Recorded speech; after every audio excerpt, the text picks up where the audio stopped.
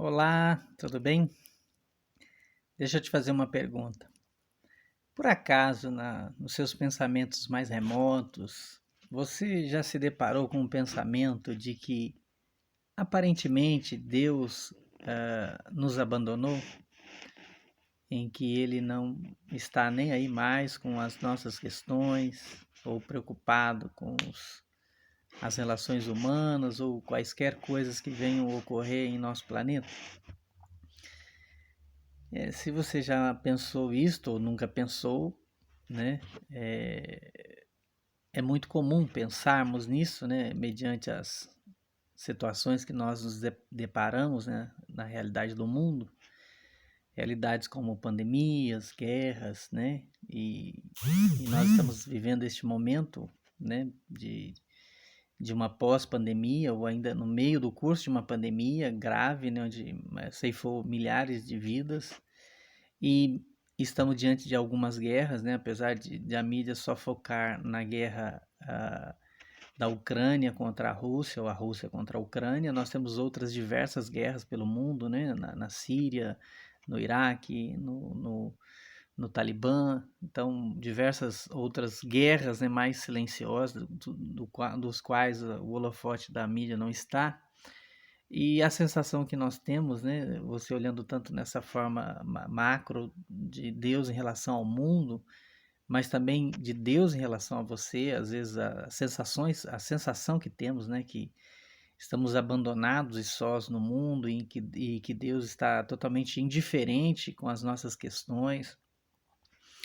Isso é um pensamento, acredito que passa na cabeça de muitas pessoas e se nós formos ver a história também, nós vamos ver isso na mente de alguns grandes homens de Deus, como Elias, como o próprio Asaf, né, do Salmo, né, onde ele diz que quando ele via toda a prosperidade dos ímpios, né, e aquele abandono em termos de Deus em relação a ele, né, isso lhe trazia uma sensação de angústia, de tristeza, a ponto dele dizer que não valia a pena ser justo, não ter contaminado as suas mãos com a injustiça.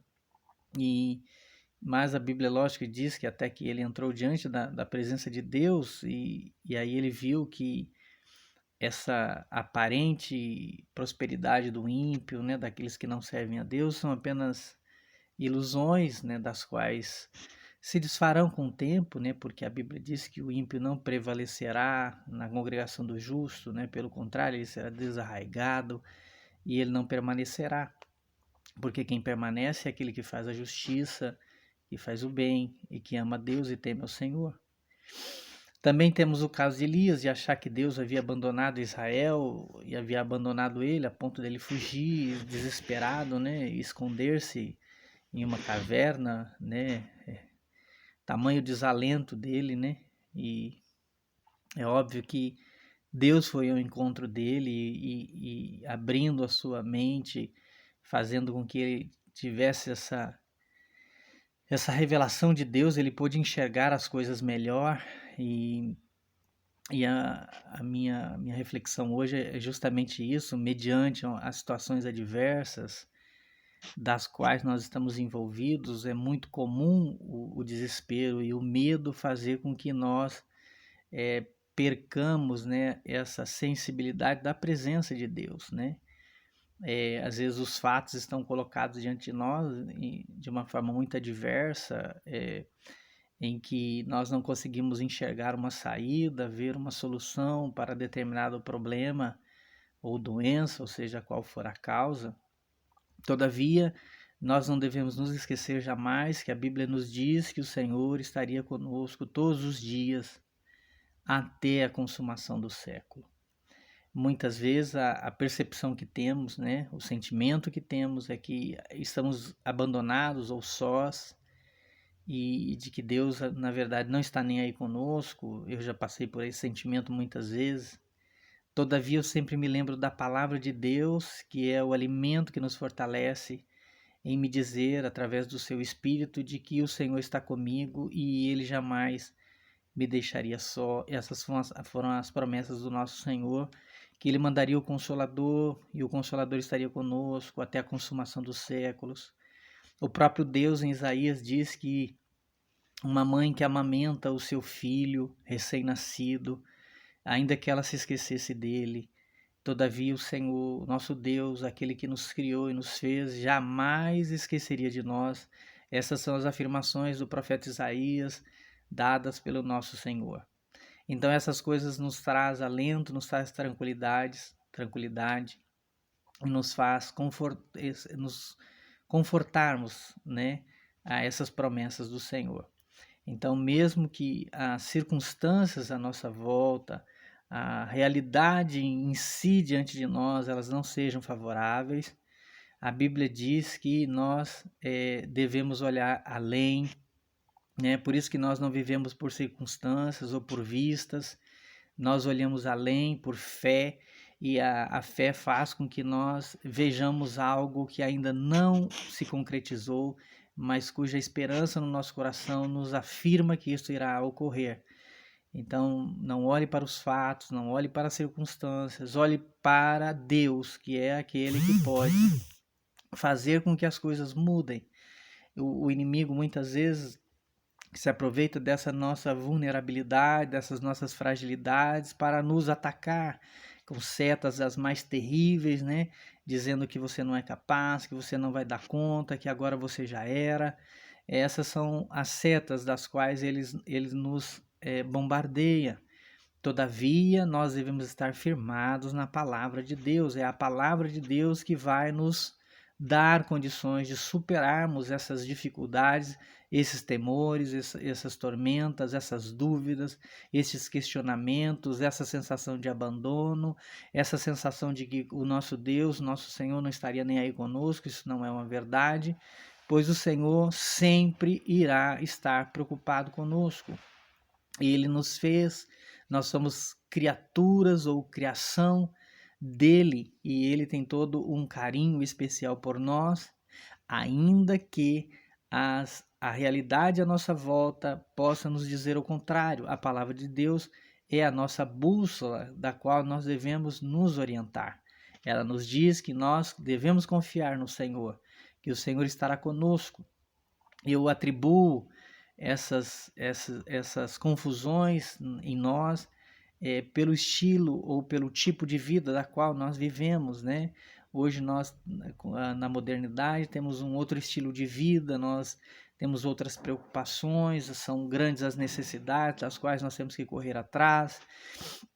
Nós vivemos num mundo materialista, onde as pessoas continuamente buscam, né, melhorar de vida, não que isso seja errado, e ter cada vez mais posses, estar com bens materiais, né? Então isso faz com que venha uma distorção de qual seria o verdadeiro propósito do nosso, né, como crentes, como servos de Deus. Né, o Senhor, eu sempre costumo dizer que Jesus não veio, essas são as palavras de Jimmy Swaggart, não são minhas, eu estou apenas retratando-as, de que Jesus não morreu para que nós tivéssemos vida boa na terra, rica, farta, ainda que isso possa ser uma possibilidade, mas não foi o propósito do qual o nosso Senhor morreu. Nosso Senhor morreu para nos libertar das prisões, dos agrilhões de Satanás, do pecado, trazer em nós uma vida com abundância, no sentido de que agora nós temos o Espírito de Deus e podemos e temos a possibilidade de viver a vida eterna. Esta é a realidade da vida abundante.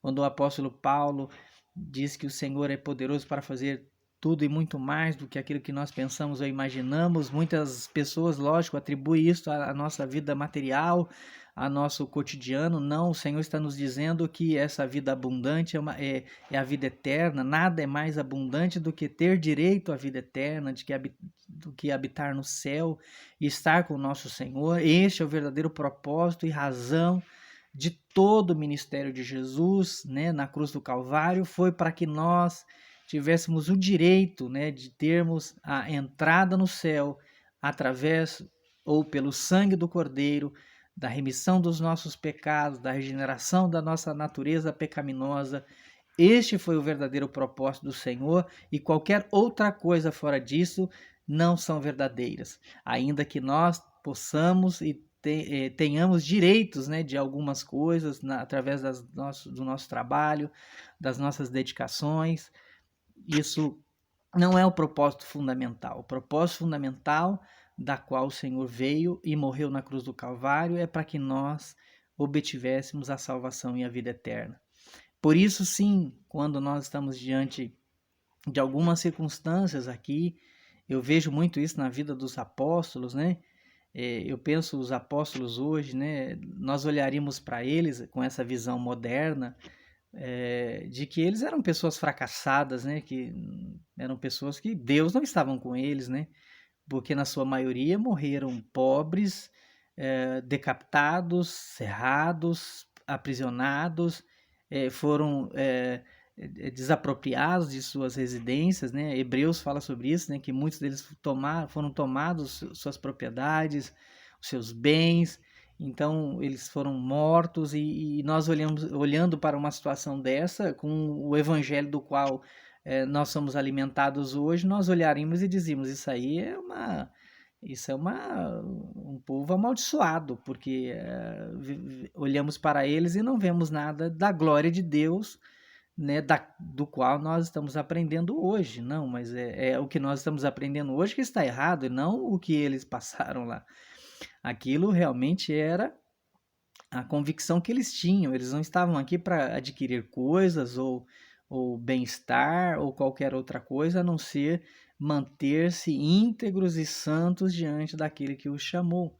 E olhando para aquela situação, apesar de vermos com os nossos olhos uma iminente derrota, né, um iminente fracasso, um aparente fracasso, todavia eu creio na glorificação, na exaltação daqueles homens, né, dos quais o mundo não era digno de tê-los aqui. Todavia, hoje, com a nossa visão moderna de mundo, de materialismo, uma pessoa que passa pela situação do qual o apóstolo Paulo, o apóstolo Pedro, o próprio apóstolo Tiago, né, que foi decapitado, um das primeiras mártires da igreja, eles não seriam bem vistos, né, porque são pessoas que aparentemente são fracassadas, não conquistaram nada, né, mas graças a Deus, ainda não fui iludido por Satanás, porque Paulo diz, olha, assim como eu temo, né? Paulo temendo a sua morte, ele diante já prestes a morrer, ele preocupado com a igreja, ele diz que temia que após a sua morte, a sua partida, assim como Satanás enganou a Eva, ele enganaria muitos de nós, né, com essas palavras persuasivas, com essa visão de mundo distorcida, e muitos de nós acataríamos esse tipo de visão, né? Eu exorto-nos a olharmos para a palavra de Deus e confiarmos no Senhor, em de que a nossa realidade momentânea não tem nada a ver com a nossa fé na vida eterna. Você pode estar passando por uma vida hoje de dificuldade, de desemprego, ou até mesmo de uma enfermidade grave, né, que pode estar acometendo você, ainda que eu creia que Jesus pode curar, é óbvio, nós cremos na cura divina, de que em nome de Jesus podemos curar enfermos. Todavia, às vezes não se faz esta cura, às vezes a pessoa não sabemos por que não é curada, mas porque ela não foi curada não significa que Deus não está com ela. E nós não podemos nos basear nisto, não é a cura que vai dizer se eu estou com Jesus ou não, não é a doença que vai dizer se eu estou com Jesus ou não, são outras coisas que nos darão a garantia de que o Senhor está conosco. O aparente fracasso muitas vezes é a vitória.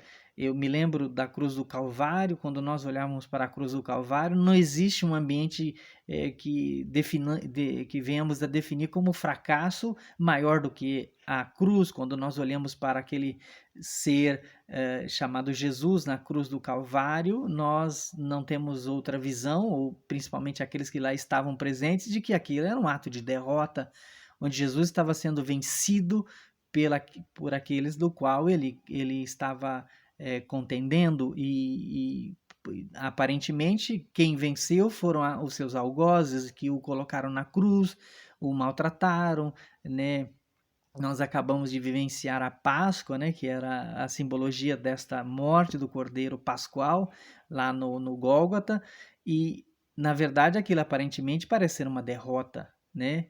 Todavia, quando nós olhamos com os nossos olhos espirituais de fé, nós vemos que aquilo foi a maior vitória que a igreja conquistou nos últimos milênios, né? A morte, a ressurreição, o triunfar de Jesus, aparentemente lá na cruz todo derrotado, mas nós que cremos nele sabemos que aquilo foi a maior vitória que o cristianismo teve durante esses 2000 anos. Então, o que é aparente derrota a visão do mundo, muitas vezes pode ser uma vitória extraordinária diante de Deus. Então, eu exorto e reflito com você sobre não olharmos para as circunstâncias do mundo, mas olharmos para o Senhor e olharmos para a sua palavra. É a sua palavra que nos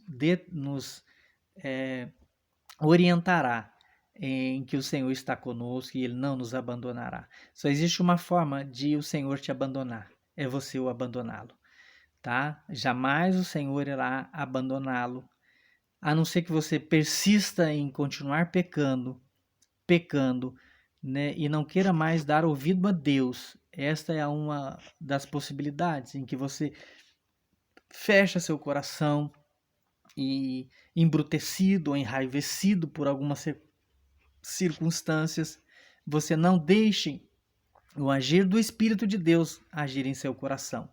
Essa é uma das formas de que você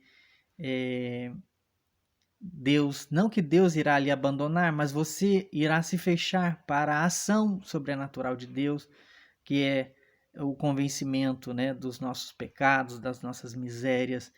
Enquanto nós estivermos abertos a isso, Deus irá nos convencer, Deus irá falar conosco, Deus irá estar conosco, mesmo que as aparentes circunstâncias digam que Deus não está. Por isso a importância de você continuar com a leitura bíblica, de alimentando-se da palavra, porque é a palavra de Deus que nos dará força, nos fortalecerá diante dessas circunstâncias adversas. Por isso que o louvor diz que nós não andamos por vistas, nós não andamos pelas circunstâncias, nós andamos por fé, pelo amor do qual esse Senhor nos dá. Então, fica aqui esta palavra de reflexão. Se um dia você se deparar com esse pensamento ou com essa situação de que aparentemente Deus, o nosso Senhor, não está com você, isto é uma mentira. Deus jamais irá lhe abandonar. Esta é a garantia que a sua palavra nos dá. E a Bíblia diz que passarão os céus, passarão a terra, mas as suas palavras, elas permanecerão para sempre.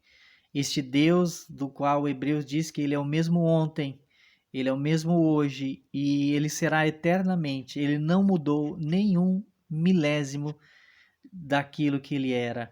Ele continuará sustentando-nos pela sua grande e poderosa mão. Toda a igreja ou qualquer membro da igreja só subsiste, só é alimentado porque há um Senhor que a alimenta. O apóstolo Paulo, fazendo analogia entre o casamento e a igreja do Senhor, ele diz que é o Senhor quem alimenta a igreja. A igreja é alimentada pelo Senhor Jesus, quando ele usa os nossos pastores ou os nossos amados irmãos, seja quem for que estiver fazendo uso da palavra ali no púlpito, quando ele estiver pregando ou quando nós estivermos lendo a sua palavra, nós estaremos sendo alimentados por Jesus e estaremos fortalecidos e ao mesmo tempo imunizados, né, contra esta doença da incredulidade, da incerteza, das dúvidas e do medo. É como um corpo humano bem alimentado, né, cujos alimentos e a nutrição está sendo adequada, nenhum tipo de vírus, ainda que ele tente nos acometer de alguma doença, ela não será tão grave, porque há anticorpos em nós, devido à nossa boa alimentação, à nossa boa nutrição, que nos ajudará a nos mantermos firmes diante desses vírus, desses agentes, né, que tentam nos adoecer ou fazer mal. Assim é também as questões espirituais. Quando você está bem alimentado espiritualmente, você está lendo a palavra, jejuando, orando a Deus, você está nutrido das coisas de Deus, e essas setas diabólicas, elas não terão efeito contra você.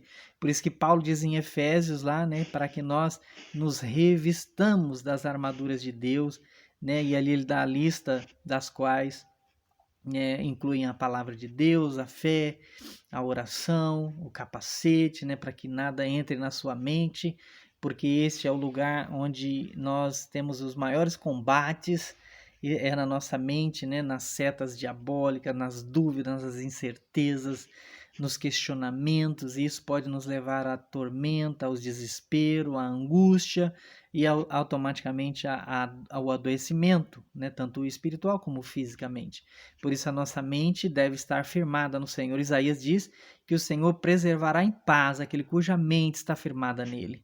Então a sua mente deve ser alimentada, ela deve ser constantemente introduzida a palavra de Deus, porque é a palavra de Deus que fará com que você seja livre, não livre, mas que estes pensamentos maus de incerteza, de que Deus não está com você, de que Deus não liga para você, que Deus te abandonou, não surtirão efeito, porque ao ler a palavra você confrontará esses pensamentos e dirá, não, a palavra de Deus diz, lembra de que quando Jesus foi afrontado por Satanás ali na tentação, né, dos 40 dias no deserto, muitas vezes Satanás vinha e colocava uma situação diante dele, e ele dizia, mas está escrito, ou seja, a palavra de Deus é o antídoto para toda e qualquer ação diabólica, seja ela na forma física, na forma de pensamento, seja ela em qualquer situação, a palavra de Deus é que nos dará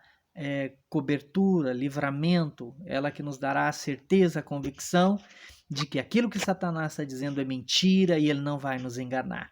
Por isso que Paulo tinha muita preocupação de que quando ele morresse, Satanás viria, enganaria muitos. Nós vemos isso nas igrejas hoje, na nossa comunidade, muitos dos nossos irmãos sendo enganados, né, tendo um estilo de vida enganoso, né, como se aquilo fosse uma coisa normal, natural. Não, não é natural, não é normal. Você deve sempre se confrontar suas obras, ver se aquilo que você está fazendo ou falando e compará-las com a palavra de Deus, porque é a palavra de Deus que fará com que nós tenhamos essa diretriz, essa linha, esse caminho do qual nós não devemos errar. Por isso que o Salmo diz que lâmpada para os nossos pés é a sua palavra, Senhor.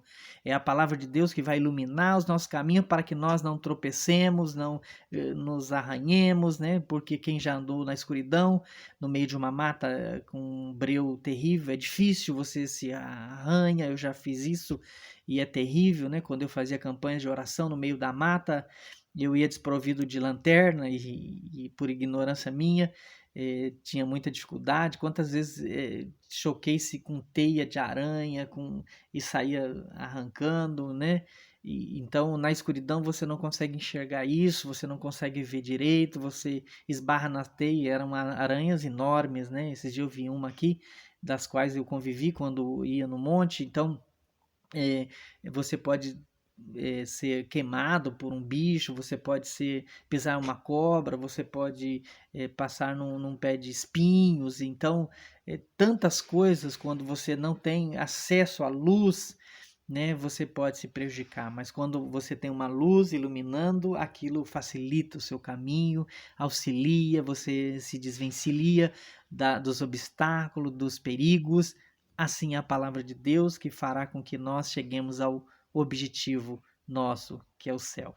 Tá bom? Que isso seja para nós hoje um momento de reflexão da importância da palavra de Deus, da Bíblia. Não substitua a Bíblia pelo celular ou por qualquer outra coisa.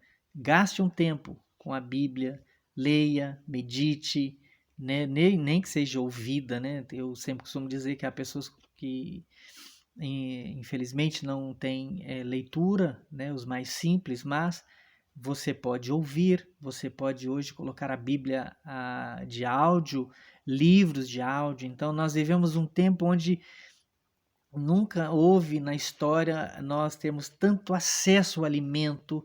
É óbvio que tem alguns alimentos meio estranhos, né, no YouTube ou em qualquer outro lugar, mas existe muito alimento bom, muitos pastores dedicados que leem a palavra e que se preocupam com a vida, com a saúde das ovelhas, dos seus ouvintes.